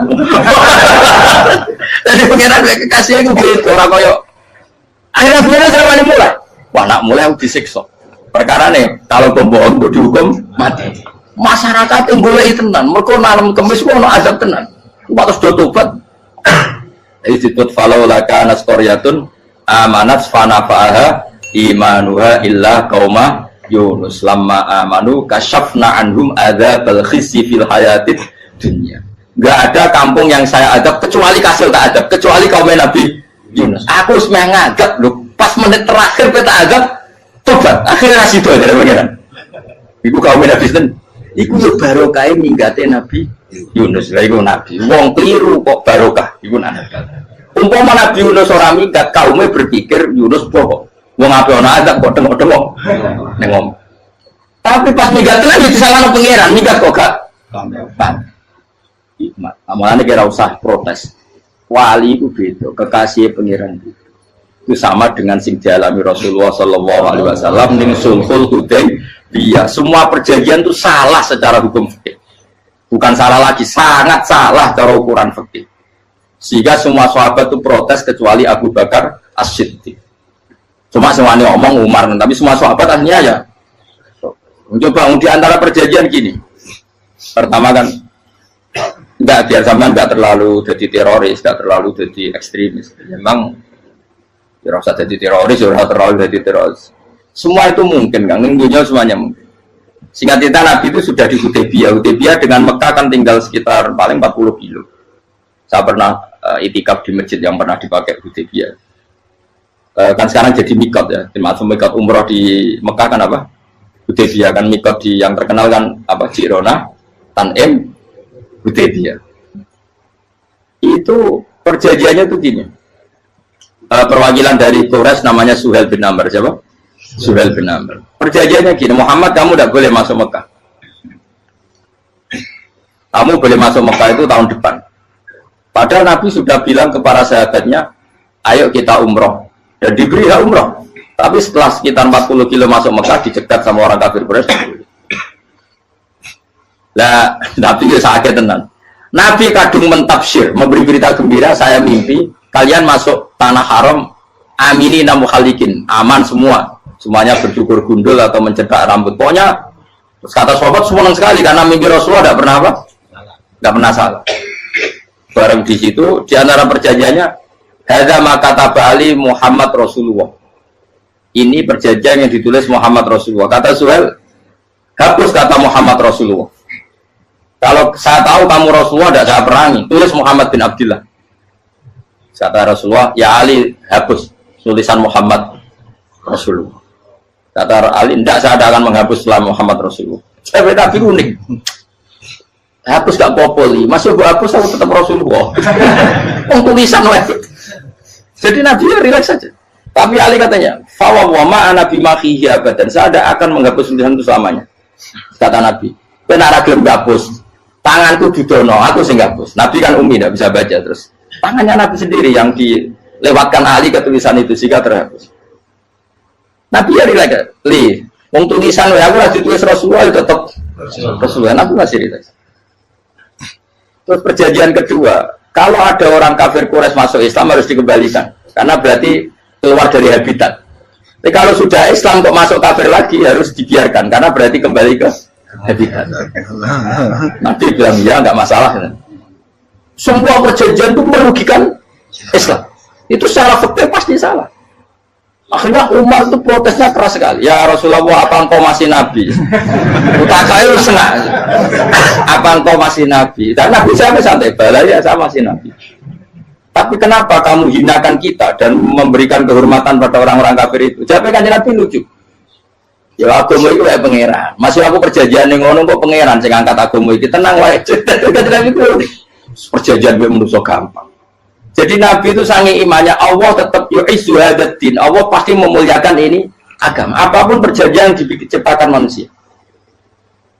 Makanya bapak saya, Mbah Mun, guru saya itu ngaram-ngaram tenan mikir Islam. Islam mbok pikir haram, ono sing duwe. Ben ngono. Dunya rusak kok ben tetep Islam lu mulia. Rasa mbok pikir wis keliru-keliru lah perjanjiane dunya keliru lah. Lu coba Uni Soviet kayak apa hegemoninya? Kayak apa kuatnya Uni Soviet? 100 tahun mengokupasi Uzbek, Tajikistan dan tapi apa bisa menghilangkan keimannya orang Uzbek Ceknya? Ketika Uni Soviet bubar langsung malah negara-negara itu jadi persemakmuran yang negara apa? Indonesia kayak apa? Dikooptasi PKI, dijajah Londo tolong atau seket. Mbah Soleh darat alim zaman Londo, buyut-buyutku alim zaman Londo. Itu semondok Mekah ya alim. Zaman PKI ada wong alim. Saya kira zaman Islam Nusantara apa ono sing alim koyo. Itu Islam menarik zaman mesti regani negara, zaman di negara terus mulu. Karena ini agama milik Allah, punya ketahanan yang luar. Ya, semuanya dari Nabi tentang kayak perjanjian salah lamar. Tak apa. Inna wa ta'ala a'azza hadati. Inna wa ta'ala la yudhi udinahu wa la yudhi. Pokoknya pengiran bakal ngebaru agamanya orang masalah perjanjian keliru lah. Perjanjian ketiga itu semuanya merugikan Islam. Tapi apa kata Abu Bakar ketika protes Nabi gak dijawab? Datang Abu Bakar. Menurut kamu gimana? Jawab Abu Bakar lucu. Makanya ini menunjukkan makanya kenapa ahli sunnah berkeyakinan Abdul Sahabat itu siapa? Jawab Abu Bakar. Wes samar, perjanjiannya kelirullah, wes kelirullah, kayak geremeng-geremeng santai negeri. Tapi la tadkhul bainahu wa baina habib. Kamu jangan masuk wilayah itu hubungannya orang yang terkasih sama kekasihnya. Wes gak masuk akal lah, semuanya menengah. Ya sehingga ya sudah Allah punya. Ternyata, nah perjanjian keempat ini yang agak Nabi hanya minta gini toh. Itu saya turuti semua, tapi saya minta satu hal kata Nabi. Bolehkan diskusi tentang Islam terbuka. Makanya diskusi terbuka itu baru kata Nabi. Jangan larang orang mendiskusikan Islam. Itu dok mintanya. Oke dari Suel, diskusi wae pikiran Suel kan, diskusi wae. Enggak masuk Islam, diskusi. Jangan larang orang yang membicarakan Islam secara terbuka. Ada kata terbuka dari Suel, oke enggak masalah. Itu dok yang itu pun enggak jelas menentukan Islam apa? Enggak. Akhirnya apa yang terjadi? Darun Nadwa, tempat-tempat pertemuan, cara saat ini gerdu, gedung parlemen, semuanya itu diskusi. Sajane Muhammad itu sopot, konsep Islam itu, dan semua yang cerdas juga. Sajane ya benar Muhammad. Membawa tuh banyak giok tenan. Banyak giok tenan waktu kok di. Terus nak Yahudi, Yahudi ora bener bisa, Nasrani ora bener pengiran atau. Wah diskusi. Sesuai hasil diskusi sepakat, jadi tetap bener Muhammad. Bener Muhammad. Akhirnya hasil diskusi itu akhirnya mereka membatalkan perjanjiannya sendiri. Perkara baru kayak kamu. Malah Nabi ketika balik di Medina, Umar sempat protes yang dalam. Oke ya Rasulullah, saya terima konsep Anda, tapi saya menyisakan satu pertanyaan. Jadi jenengan ini ada ayat yang nurjuna la tadkhulunal masjidal harama insyaallahu aminina muhalliqina ru'usakum. Lah kok nyatane ra sido mlebu Mekah, malah kita terusir kembali lagi ke Medina. Iku Nabi agak lucu ngendikan. Mar, ning ayat iku ora gak ono taune. Apa ono ayat iku taun iki sing ngatene taun iki ra kuwe. Dari Nabi yo ora ono taune. Dadi ora ono taune kok taun iki kan kira-kira. Ayat itu kan gak ono taune, kemarin sing kira nafsiri tahun ini. Wong suatu saat kamu akan masuk Masjidil Haram. Tapi kan gak ono taune ya. Apa di ayat itu ada tahunnya Umar dan Allah bilang tahun ini ya enggak, ya sudah kalau nggak ada tahunnya ya pokoknya mesti kapan-kapan terjadi, tapi rasa itu suka rugi kan kalau tahun nih orang saya mau aku udah nggak suka tapi tampung tahu bisa suwi. Nah akhirnya apa yang terjadi? Ada diskusi masif di Mekah. Setiap yang cerdas, setiap Nabi tanya Abu Sufyan siapa, Nabi mau komentar gini sama siapa teksnya. Misluhu layat jalul Islam. Kalau Islam sudah didiskusikan, otak secerdas Ikrimah bin Abi Jahal, secerdas pasti tidak bodoh tentang Islam. Maknanya pasti akal yang waras memilih Islam. Wah, akhirnya Islam jadi masif. Ya sudah karena Islam sudah masif, tokoh-tokohnya cenderung Islam, akhirnya perjanjian itu dibatalkan sendiri. Akhirnya waro'aitan nasa yadkhuluna fi dinillahi afwaja. Akhirnya mereka berbondong-bondong masuk Itu artinya apa? Nabi udah perjanjian cara fikih keliru wae, cara fikih cara dzahir keliru wae, tetap barokah karena punya hubungan khusus dengan Allah Subhanahu wa taala. Makanya la tadkhul bainahu wa baina habib. Itu kan kayak ya sudah seperti itu. Di pangeran makanya Sayyid Ali itu Sohibu Sim tiduran nak donga di antara doanya waj al sayyiati man ahbabta. Jadikan ya Allah kesalahan saya kesalahan orang yang engkau cinta. Karena ulama nyontono ngene, saiki Nabi Adam ambek iblis itu padha salah itu. Enggak jawab. Padha salah iblis itu salah bodoni Nabi Adam salah. Dilarang mangan wit khuldi tetep mangan. Mau trimo rayuan di sinten? Iblis. Tapi wong piye-piye pangeran itu seneng Nabi Adam. Sedih diusir bar sumat tabahu rabbuhu fataba alaihi bar langsung Adam ora metu kok swarga diwarai. Dampe kepengin tak sepuro nggih tak warai dongane. Iblis tak diwarai. Mana kena doa roman. Dadi mana ke ya pokoke wong disenengi menangan. Lah kaya kuwi doa iku kowe ora bakat wali biasa wae iki cerita. Ya sudah seperti itu.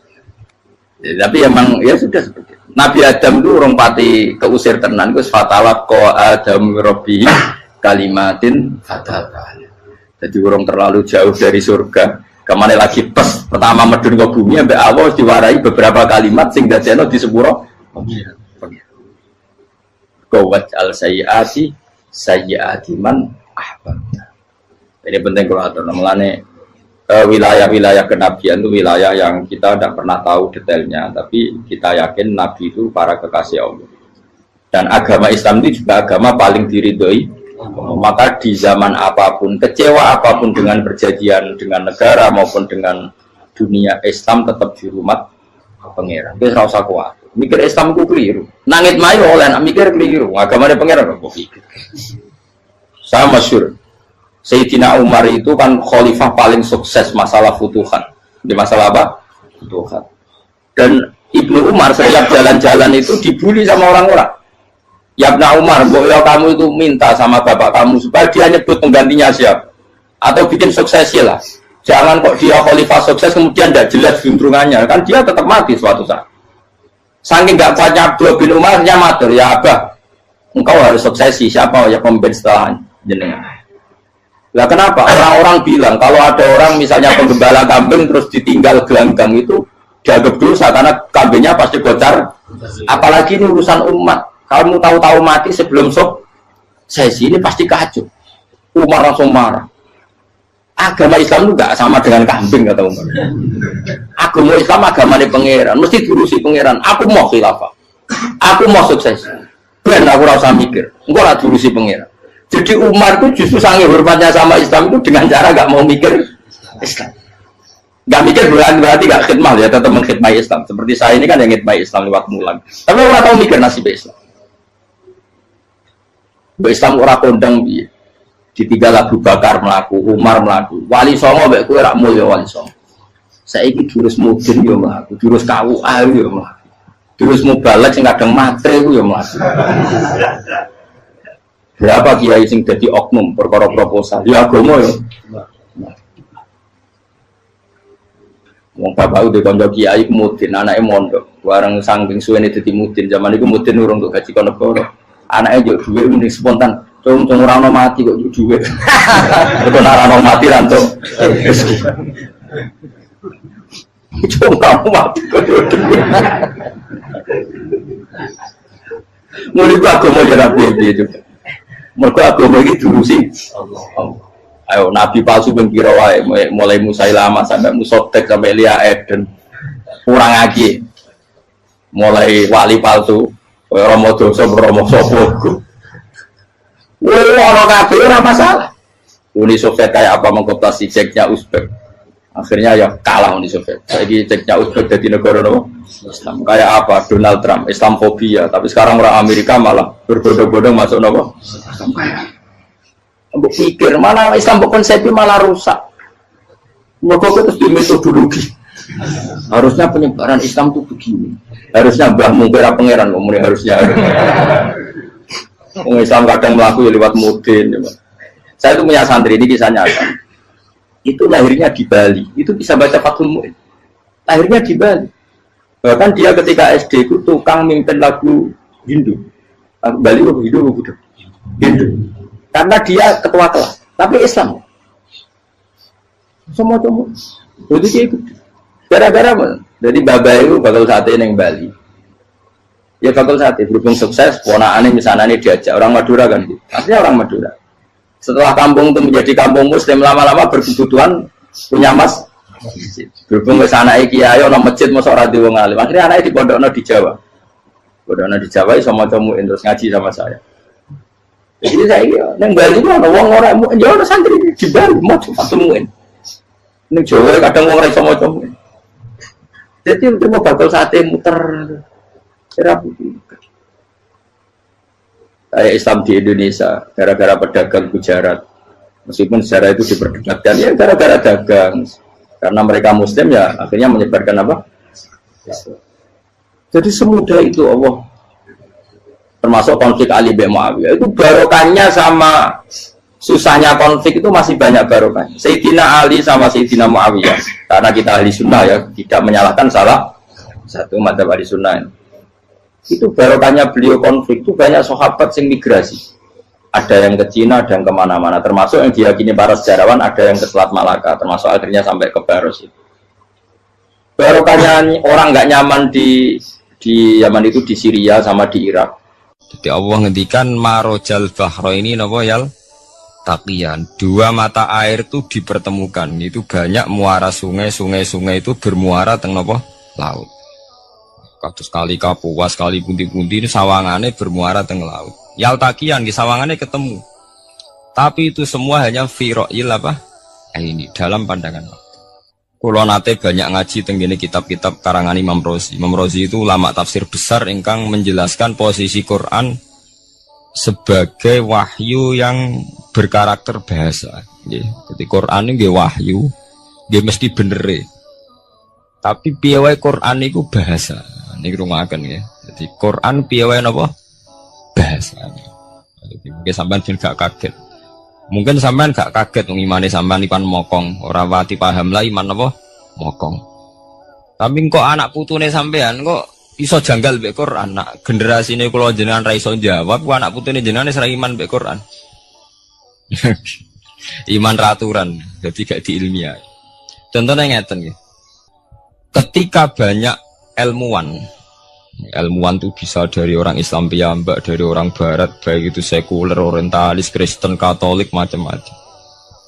Ketika banyak ilmuwan itu penemuannya lebih diakui secara ilmiah ketimbang tulisan-tulisan agama, itu kan menimbulkan keguncangan.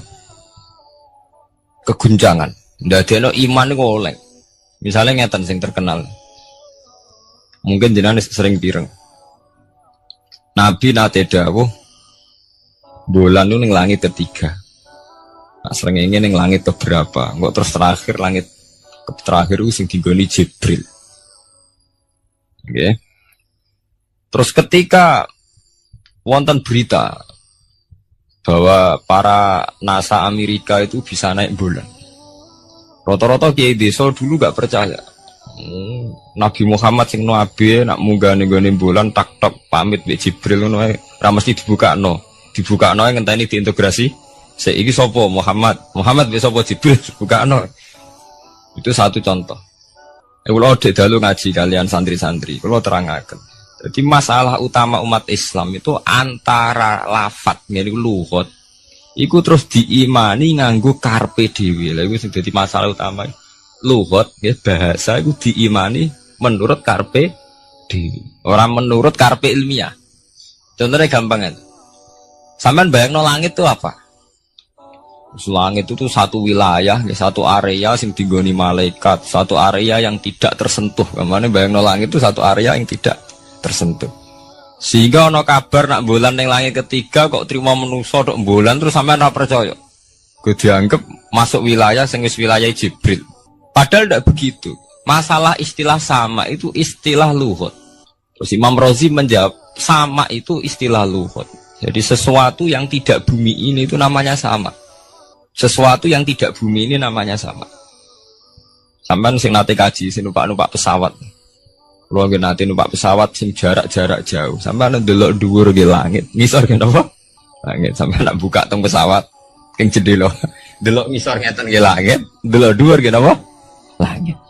Sebab itu istilah langit itu hanya untuk menunjuk, istilah sama itu hanya menunjuk sesuatu yang tidak bumi. Terus Imam Razi mencontohkan Allah dawuh alam taro kaifa daraballahu masalang kalimatan kasajaratin apa thayyibatin asluha sabitun fil ardi wa far'uha napa fis sama nggih asluha sabitun napa fil ardi wa far'uha napa fis sama. Kalimat thayyibah iku kaya wit sing thayyibah jadi ku wit kurma asluha sabitun fil ardi akare wit kurma menghunjam ning bumi wa far'uha fis sama cabang-cabangnya atau dahane fis sama. Ya, artinya kan sederhana loh ya. Wit kurma ku dahane fis sama. Sama artinya mosok koyo bayangane sampean sesuatu yang bener-bener gak tersentuh. Wong dahane wit kurma fis sama. Jadi kasajaratin apa? Thayyibatin asluha sabitun fil ardi wa far'uha apa? Fis sama. Sama to mriku mosok artine lemu angit sing enggak terjangkau. Wong artine koyo wit kurma sing akari menghujam ning bumi wa far'uha napa fis sama. Dahan-dahan utawa cabange fis sama. Sebab itu istilah sama tenggene Quran itu menunjuk satu arti yang tidak bumi. Nah, sampean delok teng munjid teng kamus-kamus mutlakul uluwi, sesuatu yang atas itu sama. Paham gitu? Sebab itu ketika ditemukan, nah ini kalau cerita astronomi, ini iman itu dibaringi mbek ilmu. Nah, cara ilmu falak, cara ilmu astronomi, bumi itu kan berputar. Ketika kita di atas, kita ngalami siang. Ketika kita di bawah, kita ngalami malam. Orang kok srengenge ambles ning bumi niku. Lah nek srengenge ambles ning bumi logikane kan mboten masuk akal. Mergo srengenge luwih gedhe, mosok iso ketelan barang sing luwih cilik. Nah, tapi kenapa istilah-istilahnya kok hatta idza balagha maghribas syamsi wajadaha taghrubu fi ainin hamiatin. Nak wis wayahe sore, ki ndelok srengenge sawangane ya surup ning mata air. Gua anggar sore sampai delok nang gunung, ya. Nak sore sampai teng gunung, sampai delok srengenge ya sawangane ambles teng laut. Wajadaha taghrubu fi ainin hamiyah. Lah itu jalan keluarnya apa ya? Kayak Imam Suyuti ini firaqil aini sawangane. Jadi piye wae Quran itu pakai lugu, tapi balik ning istilah sawangane. Jadi Quran itu tidak mesti memutuskan sesuatu itu sak mestine. Sawangane firaqil ain. Ya podo kaya air tawar ambek air asin. Sawangane ketemu nyatane keudek-udek. Wong sangka sungai mengalir ke laut. Tapi sawangane Allah tetap bikin karakter masing-masing. Dan keduanya tetap sesuai dengan karakter masing-masing. Jadi ahli fisika nu paham betul. Benda mbok adu kaya apa tetap mereka bawa ciri masing-masing. Kok kabeh nggawa gene masing-masing. Berarti ketemu sawangane tok hakikate ndak pernah mau napa? Ketemu.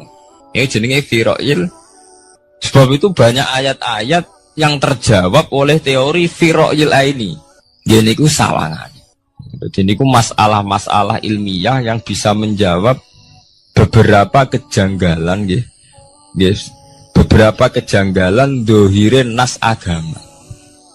Sampeyan kudu paham ngono. Mergi banyak sekarang misalnya kayak manusia itu ketika bisa deteksi janin, ahli dokter kandungan lewat macam-macam peralatan itu, nggih, USG macam-macam, mak saged ngerti janin itu lanang atau wedok. Nah, di segi kuno ada 5 perkara sing roh apa tok, kapan udan, kapan wong mati, terus sing ning jero kandungane wong wedok lanang apa wedok sing roh Allah tok. Kiai kuno ngoten. Tapi sakniki wong paling percaya urusan mati tok.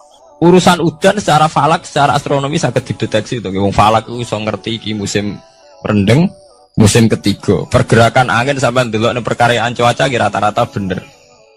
Nggih betul. Musim angin, musim hujan, musim kering. Secara ilmiah gini ku wau, wong gini ku wau.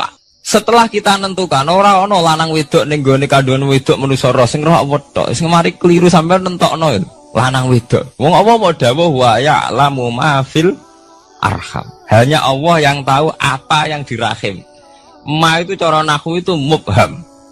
Ma itu tidak harus menunjuk laki atau perempuannya. Ma itu lafadz sing mubham. Apa saja, ya kan bisa terkait nasib, ya, bisa terkait kesehatan, bisa terkait gennya normal ndak. Tapi tahu-tahu kita lewat perasaan kita piyambak nentokno wae alam fil arham lanang wedok. Itu yang bolak-balik mulai agama rusak itu tadi. Sesuatu buat makna ini menurut karepem dewi. Iwak tunggale Allah dawuh wa ma min dabatin fil ardi illa ala wahi napa? Rizku kabeh sing gremeng ing bumi Allah nanggung rezeki ini. Cara Allah mulai ambekan ya rezeki sampean ngirup oksigen ya. Iwak akal-akalane sampean bang rezeki dhuwit. Sehingga ketika kira di duit terus janggal jari wa ma min dabatin fil ardi illa ala rizku apa aku ra di duit ra di beras. Nah, itu jenenge maknani Quran menurut karpe dewi. Nah, semaring rusak tatanan bolak-balik terus nuruti karpe dewi. Niki dirungaken sanget nggih. Jadi ada masalah-masalah agama. Sing tahu-tahu kita punya pengertian menurut karpe dewi. Ngene ku wau, misale wonten dawuh wa ma min dabatin fil ardi ila ala wahiris kuha asal jenenge dabah pokoke makhluk urip mesti dijatah rezeki masing-masing. Rezeki ku cara Allah nggih mulai ambekan udara kesehatan sampean gak diantem tsunami gak diantem gempa niku rezeki. Tapi manusa di bayangan dhewe rezeki ya dhuwit. Duwe beras kathah. Nak panen kathah. Tapi manusia itu pengetahuan manusia mulane jare pangeran wa kanal insanu zaluman jahula. Manusia ujung-ujungnya itu ya zalim ya bento. Jadi jahulan itu jahil itu maknane bento. Nak jahulan banget bentone. Lah kok mboten bento sepundi? Ketika sampean nganggep rezeki ku artine duwe akeh. Pangeran ngelingno, duwe akeh kowe setruk ya ora iso nikmati. Ya sumpek. Nggih mboten. Ketika kowe bayangno rezeki ku beras akeh apa-apa akeh. Terus kue kecelakaan utawa duwe penyakit apa Yesus. Sebab itu Allah ngendikan masalah rezeki itu masalah potensi kecelakaan. Makanya Allah ngendikan tentang surat Isra itu manusa oleh ngelingno nganggo teori potensi. Afa amintum ayakhsifamikum janibal barri. Allah ngelingno kowe kok ning bumi ngrasa aman, iso wae ujug-ujug ana tsunami. Iso wae ujug-ujug ana gempa. Misalnya kayak saiki selamat, iso wae kapan-kapan ra selamat. Sampai tenggene surat Isra itu diulang-ulang. Afa amintum ayakhsifa bikum janibal bari aw yursila alaikum qasfa min khasifa min bulan bal ini. Kowe kok ngerasa aman ning bumi, iso wae setiap saat kowe kena angin liung, kayak angin belitung. Kowe ujug-ujug kena macam-macam, kena tsunami, kena gempa. Lah teori ini yang sing dadekno manusa iku syukur. Sakjane kita umpama anut Quran urip ku yo gampang syukur tapi yo ora gampang kebablas. Manusa ora ngoten to nggih, numpak pesawat sawangane rawan kecelakaan. Nah dong-dong ning omah sawangane akeh slamet. Lah wong Aceh pas ning omah kabeh kena tsunami sedina 100.000 ludes. Nggih betul. Tapi manusa kedikte jahule bentone wae. Sawangane kecelakaan numpak pesawat. Numpak agam air sawangane kecelakaan. Nak ora sawangane selamat. Lah wong Aceh ning omah kabeh kena tsunami entek. Yang Jogja ning omah kabeh kena gempa 5.000 bablas. Iku jenenge jahula. Manusa akeh bentone. Begitu juga menyangkut hal-hal yang lain. Mulai Allah ngelingno. Jatuh galerian sederenge era tsunami Aceh. Sampean bayangno wong keremak ning laut, nggih mboten. Saiki entek teori kerem ning laut. Wong Aceh ning darat kabeh. Mati nek kerem manusa bento. Yang saking bentone nyongkone jenenge kerem ngenteni ning laut. Pangeran ngelingno jare sapa? Tsunami ya, kerem tapi ning darat, nggih mboten. Jadi pangeran ngelingno bolak-balik. Kula nate ngaji teng Jogja ngoten. Manusa bento, saking bentone iku nak ngomong ya karepe dhewe. Mulane ketika Allah nurono inna woha la yastahi ayyadriba masalam ma ba'udutan. Allah itu gak izin nak sekedar nyontokno barang-barang cilik kaya nyamuk. Tapi manusia saking bentone ngoten, ambek macan wedi. Usahane diterkam macan mesti mati nih. Ambek buadak wedi. Usahane diterkam badak ku akeh mati. Padahal sedikan rata-rata wong mati mbek kuman, barang sing cilik. Nggih mboten. Kabeh ahli medis, ahli ngerti nak wong jarang. Wong sing mati diterkam macan menawa mulai Nabi Adam sampai kiamat kena diitung kok nggih mboten. Lek nak mati mbek kuman. Rak barang cilik. Nggih mboten. Tapi manusa wedine ra mbek barang-barang gedhe. Ono macan do mlayu. Jare sapa saiki wong mati kok pitik flu burung ngono. Lha iku betapa bodohne manusa, gara-gara macan budi iso nyakar kowe wedi. Tapi nyatane macan mboten mateni. Sing mateni malah penyakit saka pitik trimo flu burung. Lha iku betapa daluman jauh lah. Dadi manusa ngomong-ngomong klira-kliru. Mok sawangane tok. Blunder-blunder. Mulane pangeran nak nyipati manusa wis dolim bintu. Maka al insanu zaluman apa? Jauh lah wis dolim napa? Bintu. Menjenak dituruti ngoten klira-kliru. Dadi ngomong-ngomong dibule klira-kliru. Paham ya? Iku sakniki kok sampean ketambahan ilmu anyar sesuatu itu ana sing kaitane napa? Fi ra'il aini, mok sawangan. Sebagian ilmune manusa ya mau nurutin apa sawangane ora nganti tok ilmu hakikat. Sebab itu cara ilmu tasawuf terus ilmu dibagi telu, wonten syariat, wonten tarekat napa wonten hakikat. Mergo nek umpama nuruti syariat tok wong mau sawangane tok. Ya sawangane wis salat wis sujud. Jebule atine ra melok sujud. Atine berontak ene pangeran. Artine sujud kan wong tunduk kabeh ning khairihi wa syarrihi minawa. Jebule sawangane sujud tapi grundal-grundal mbek pangeran jenenge sawangane. Mulane terus wonten ilmu hakikat ora oleh mau nglakoni syariat tok kudu ana hakikate. Muga nek ora ana hakikat ya ngoten niku wau. Mau barang mau amen sawangane tok. Sawangane sedekah jebule bar gaya mbek unda-unda. Lah tapi sampean nak nganggo ilmu hakikat kan ngerti, manusa mau koyo dakon. Jadi sampean sedekah carane ikhlas ku gampang. Nemen gampang. Cara sampean nganggo ilmu hakikat ikhlas itu sesuatu yang sangat mudah.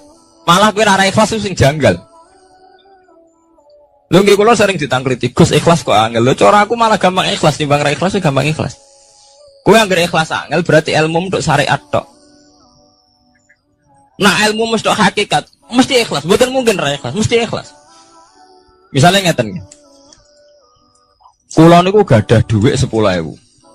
Ya, cek duit, cek ilmu, cek derajat. Gak ada duit 10.000. Sampai kalau menurut pandangan syariat, karena duit itu hasil dagangan jenengan, ya wae jenengan. Oleh tiang disekakno jenengan, wae jenengan. Gara-gara sampean ngerasa wae lho, nak dikekno wong ya abot. Nak sampean sedekah yang ngerasa iso ngundat ngundat. Lah awalnya sampean melihat itu secara ilmu hakikat, duit iki wae Allah. Wae Allah ya wae Allah, ora waeku, titipan. Dikekno wong ya wae Allah dolanan mau ning nggonku, saiki ning nggone dhekne kan selesai kan. Mulane jare hikam kula nu tak kenang jan hikam. Cara hikam wong ra ikhlas bintu-bintune wong. Engko cara hikam logikane gampang. Jadi hikam motivasi ikhlas nu nganggo ilmu hakikat gampang. Ngeten redaksine. Kaifatat lubul ajra mimman huwa muhtihi ilaika. Utekem lho buta kok endi? Kok njaluk opah mbek wong sing ngeki hadiah ku piye? Contohnya ngeten iki, sampean tak kei dhuwit 1 juta. Tak kei. Sampean tak kon dagang. Bareng tak kon dagang sukses badi. Bareng badi yo opahne ning aku. Kan lucu to nggih, wong sing ngeki hadiah kok malah dijaluki opah. Jare hikam wong Islam iku iman, iso salat sebab taufike Allah. Iso haji sebab taufike Allah. Kita iso ibadah sebab taufike Allah. Bareng-bareng Allah ngekek taufik kok dijaluki opah. Lho nuntut opah mbek wong sing ngekek. Lha iku lucu ta ora lucu? Masuk akal ta masuk akal? Jadi sajane gampang supaya ke salat ikhlas yakin ya Allah salat kula sebab kersane jenengan. Nggih pun apa jero opah wis isin dikek hadiah salat pira-pira to. Sing mareke nuntut mergo GR ujub. Wah, aku iso salat. Nek iso salat berak swarga lho ujub. Berarti bolak-balik kenapa kita ikhlas susah? Mergo awale ilmu mbok kawal ilmu syariat. Nek cara ke awale cara melihat ilmu hakikat, ikhlas ku gampang. Nggih mboten. Lho mboten ku ya tenan. Gampang ku di ikhlas jenengan mbek ilmune kula. Sampeyan rasakno sih. Dadi ikhlas kudu dimulai kok ilmu hakikat sih. Iku gampang. Kayak kula misalnya mulang, ya Allah jenengan negir kula ngalim, negir kula saged mulang. Berarti jenengan maringi kula saged ibadah. Selesai kan? Nek nuruti syariat. Wah, guru sak huruf dadi 1000 dinar. Terus gampang gremeng kan kula. Ngaji gak dihormati, nyangoni sithik ora karu-karuan. Mana gara-gara pertama mandang sing nganggo syariat, aku mulang. Berarti berhak untuk alfun apa? Dinar. Wong jare ala-ala jare mulang sak huruf ditarik pinten? 1000 dinar. Paham ya? Tapi nak pertama nganggo ilmu hakikat, aku mulang ditakdir pangeran, ditakdir di kesempatan ibadah. Ampun kok nganti nuntut, terus aku pikiran jenenge nuntut, jenenge ngundat-ngundat pun mboten apa? Kepikiran. Paham nggih? Dadi saiki dilatih carane ikhlas piye anut ilmu hakikat. Ilmu sing awale wis anut ilmu napa? Hakikat. Nek kowe ya pertama nganggo syariat, ikhlas meksa kowe. Mesti bukti to, sampean ngrasa di dhuwit, ngrasa nglakoni salat, ngrasa mulang, tak ulang tenanan. Jebule rapat ngurmati aku. Ya tersinggung tuh. Lo nak tersinggung yang ikhlas buatan menyangkut ngoten. Ora pantes Quran diulang kok kue terlambat, Quran diulang kok kue guyon. Mergo piye standar Quran diulang kudu idza dzikrallah wajilat qulubuhum wa idza tuliyat alaihim ayatu zadadhum. Kan benten to nggih buatan menyangkut pribadi tersinggung buatan, tapi supaya Quran itu bener-bener zadadhum napa? Iman. Anak tersinggung syariat ono, gak ngergani wong sepuh. Nak sing kiai jadi gak ngergani kiai, kok bareng umur itu gak ngergani wong tua, malah nyiksa ati to. Pertuntang. Tuh. Nah, sampeyan nganggo ilmu hakikat selesai. Ora kepikiran blas. Mulane cara sing aran hikam, sing aran ikhlas iku gampang. Sing mari angel, kowe iku nganggo ilmu syariat. Sehingga kowe ngrasa ujug. Iku mau, dhuwit iki wekku. Ngalim ilmuku. Ngono masjid iki tanpa aku ora dadi masjid, sehingga gak dadi imam gremeng tenan. Lah awale nganggo ilmu hakikat, ya Allah jenengan Rahman tenan. Negdir kula saged ngamal dadi pengurus takmir, negdir kula saged dadi panitia tak. Nggak misalnya sing dadi imam wong liya, kula alhamdulillah Gusti sakniki masjid rame, cik imame kula cik mboten penting, butuh kula niku ramene masjid. Wong kula pengurus takmir maksudnya ngrameni napa? Ya, takmir zaman akhir ngerameni masalah. Jadi masjid tetap gak rame, masalahnya apa? Rame kan. Maksudnya takmir masjid itu ngerameni masjid dong, bukan ngerameni masalah apa? Masjid. Paham ya? Berarti fi ra'yil aini ing dalam pandangannya berikat. Bainahuma barzakun. Bainahuma iku tetep ing dalam antarane bahro ini. Bainahuma iku tetep ing dalam antarane bahro ini barzakhun utawi pembatas. Hajizun. Mau mun kula terangaken. Dadi hakikate antarane air tawar mbek air laut itu ada hajiz, ada faktor karakter masing-masing enggak saling terganggu. Fabi ayyi ala rabbikuma mongko kelawan dine pira-pira rahmate pangeran loro ira tu kadibani gorono sira loro. Yakhruju minhumal lu'lu'u wal marjan. Yukhraju bil bina' lil maf'ul. Dari sebagian qira'ah niku diwaos yukhraju minhuma. Bil bina' lil maf'ul wal fa'il lan fa'il berarti diwaca yakhruju minhumal lu'lu'u wal marjan. Kadang diwaca yukhraju. Ai min masmu'ihima tegese saking kumpulane bahro ini. Aso diki kang beneri bi ahadima kalan sejujine bahro ini wa wa te wahid wa al milku iku segoro asin. Apa sing metu al-lu'lu'u wal marjan? Al-lu'lu'u apa mutiara? Wal marjan lan perhiasan. Khirzun ahmar au sigharul lu'lu'. Wis wae gampangnya nama-nama mutiara. Fabi ayyi ala rabbikuma tukadziban. Walahul jawaril munsha'atu fil bahri kal alam. Walahulan iku tetep kedue Allah. Al jawari utai pira-pira prau. Ail sufuni tegese ai sufunu tegese pira-pira prau. Ai sufunu tegese pira-pira prau. Al munsaatu kang den wujudna. Diciptakan. Ail mukhtasatu tegese ingkang diciptakan fil bahri ing dalam segara. Kal alami king prau mau kaya gunung. Apa meneh sakniki anggar perahu ki koyo gunung, riyen perahu niku cek cilik-cilike pangeran nyifati koyo gunung, saiki perahu gede-gede. Tapi gini, apa jamin selamat. Ini wow manusa kedikte mbek sawangane. Nak peraune gede, teknologine canggih, sawangane selamat. Nak perahu konting sawangane kecelakaan. Nah, genane senopati kapal canggih kecelakaan si perahu kunting udah selamat malah sing nulungi. Terus kena pangeran itu surah pangeran ora kena diatur. Nah, genane wong sing ning segara ora kerem, sing tengok-tengok ning Aceh ning darat malah napa? Kerem. Nak sampean mulane wau nggih tenggene surat Isra kula duduaken. Dadi pangeran ngelingno nganggo teori kewalik, iku nganggo teori potensi musibah. Sampai ini udah dilingno afa amintum ayakhsifa bikum janibal bari ayursila alaikum khasba ayursila alaikum qasifa menaruh bulan baleni. Kowe kok ning bumi ngerasa aman. Setiap saat iso wae ana tsunami, setiap saat iso wae ana gempa, ana angin beliung, ana macam-macam. Sehingga manusia itu tidak pernah lepas ngerasa butuh berlindung ning Allah Subhanahu wa taala. Selama ini kita kan boten to nek numpak pesawat oleh ndonga entek-entekan. Mergo sawangane parat musibah. Nek ning omah sawangane aman. Paham ya? Nah, itu manusia, itu dilingno pangeran, tidak boleh begitu. Kita harus selalu duwe khauf. Because setiap hidayat kayak ngoten. Sawangannya kena sergap sholat itu, wis koyo parat